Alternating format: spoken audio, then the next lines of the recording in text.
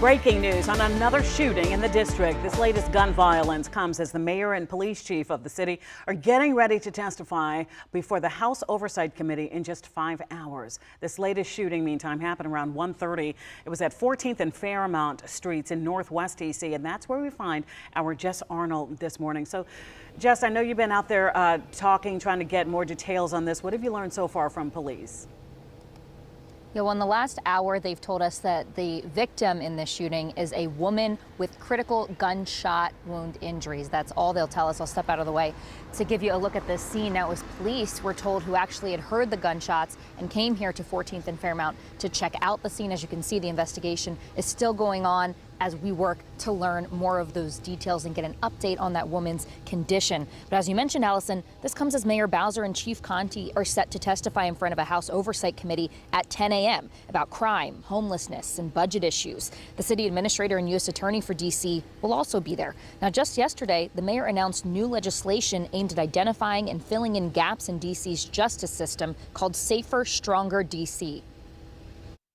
We know that we need to make some changes and that making the right changes requires us to be introspective, to evaluate, pivot.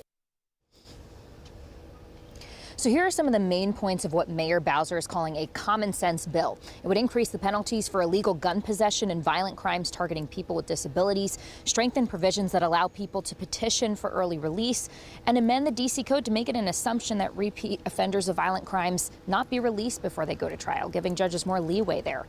Now, that's at least partially because the Pretrial Services Agency for D.C. said in fiscal year 2022, 85% of cases in D.C. resulted in defendants being released pre-trial. The executive director of the D.C. Justice Lab, though, is concerned about that provision. Just looking at punishment instead of other things that actually prevent crime, and to characterize that as protecting the community is especially troubling.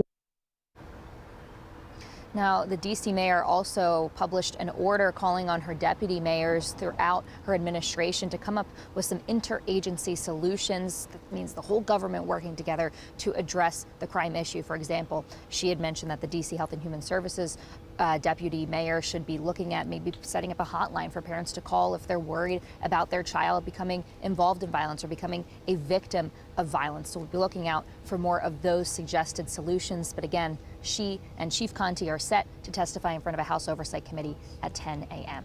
Allison.